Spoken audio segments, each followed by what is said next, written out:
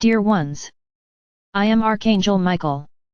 Continuing the ideas I started yesterday.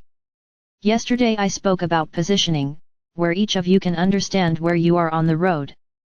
I say again, you are in a great game, in which returning to the starting point is very easy.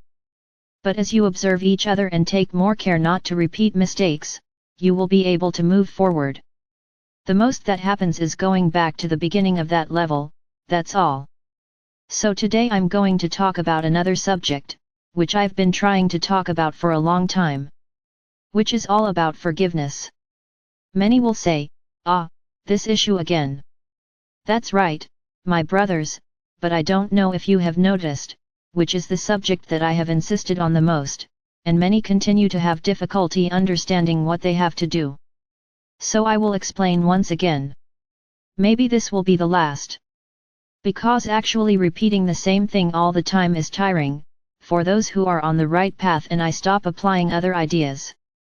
But unfortunately, as I have access to the hearts of all of you, I realize that my words are falling into the wind, you hear, but you don't practice.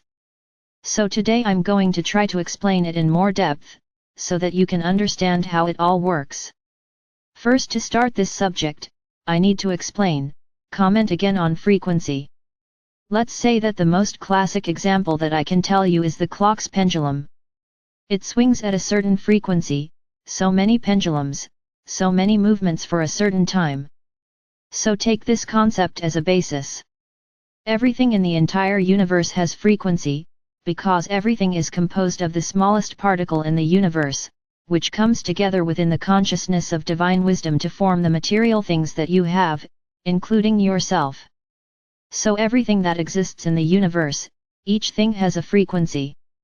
So if that frequency is very low, practically with the naked eye, you can't see that anything happens there, everything becomes very solid. And the opposite extreme as well, the higher the vibration frequency, the less you can see. So in the same way, we will make a parallel with feelings. There is a list of feelings by frequency, which we can also call vibration. My brothers, I am not very concerned here with concepts from your physics.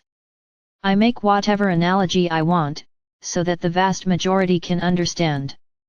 So feelings also have vibration, frequency. Love is the highest vibration feeling in existence. And then we can even share this feeling a little, unconditional love is first on the list. So yes, love is divided in many ways. Because you love in many ways, but this is not the focus. Let's understand that love is one of the highest vibration feelings. So that being who loves a lot, who respects others, who is always ready to help, that is, always tries to practice love, he is always vibrating high, because it is the feeling that he vibrates all the time. So now let's talk about a list of feelings, extremely low. Where we can say that the opposite of this feeling of love is hate and that it has a very low vibration. And then we can also put anger, envy, hurt, feelings of revenge on this list.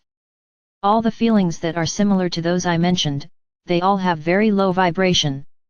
So if you are people who vibrate these feelings, you vibrate low. I mention the scale again. You all have a scale, where the feelings that you vibrate high go one way and those that vibrate low go the other. So it is important to emphasize that it is not just one time that you say something wrong that will make you low-frequency vibrant beings. The context of the scale is necessary, because you are not machines, you are not robots, you have feelings. So if someone tells you something you don't like, you feel sad, you suffer, and at that moment your vibration drops. But what about the general context? You in context are a person who vibrates high. So that feeling came, went away, and your scale continues to vibrate positively. So that's the general context. I hope you understood. So let's talk now about what forgiveness is. Understanding what forgiveness is, there is no definition here. Each person interprets what the other says, what the other does, in their own way. Someone might say to another, you're so annoying. And this other person understands that it was a joke and doesn't care about what was said. There will already be someone else who will hear this and feel extremely hurt, because they don't agree that it's boring. So the way each person interprets what the other does is different. So this way there is no rule, each person will feel what they are prepared to feel. So we will always insist on the one who processes what is done to him, in the most extreme way possible. Because that way I can encompass everyone else. Then someone, person A, received evil, an injustice, no matter what it is. That hurt her deeply, and then she could say, I never want to see person B again, who caused the situation in my life, for me she died. And that feeling is stored, that hurt, that anger, is stored in her heart and mind. So this situation can have many variants. That person, unfortunately, you have to see them every day. Because it's a neighbor, it's a co-worker, it's someone in your house, it doesn't matter. You see her every day. So that hurt, that resentment, every day gains a little more. Because every time you look at a person, everything comes back to you, and you carry that hatred a little more. So it grows over time. If it's a person who did something to you and disappeared from your life, you might even forget about it. Because that feeling will not be fed. It happened, you kept it, but you didn't feed it. So as you can see, there are different degrees of the same feeling. So understand, I have a person A who has that feeling of hatred, fed daily. And there is person C, who also had feelings of hatred, but was not fed. Feeding this feeling, remembering, hate is a feeling of very low vibration, so remembering makes each day more negative energy reach your heart and mind. I can say that the consequences of this are countless: depression, sadness, illness. Because your vibration is getting lower and lower, because you can't forgive. And on the contrary, you feed that hatred every day. Then your body as a whole starts to vibrate that way. Because you look at the person and remember everything, everything comes back to your mind, that anger only increases. You feed that disease, inside your heart. Very good. If I tell you that the fifth dimension is a dimension where only love exists, this feeling that is inside, being fed like a little animal, a little monster, cannot go there. Because this feeling is incompatible with the fifth dimension. That's where the problem comes from. When I say here, forgive, the vast majority immediately respond, I'm not going to do that, I'm not going to stoop to that. Indeed, asking for forgiveness is not easy, forgiving is even more so. So when you listen, I'm saying, forgive, immediately that person A thinks, you can't, that person hurt me too much, they hurt me too much, I can't forgive them. Very good. So if you are already making this decision, you are contributing to a very difficult passage to the fifth dimension. No, I'm not saying you won't pass. But it won't be an easy passage. Because you're going to have to get rid of it all, at some point. Because this feeling won't get there, it will stay here in the third dimension. So what could this entail? That your own journey will bring you face to face with who you have to forgive? And you will have to take action. Wait for it. Because life itself will put that person in front of you again. So that you understand that the time has come, it is now forgive. Then you keep saying, no, I won't forgive, screw her.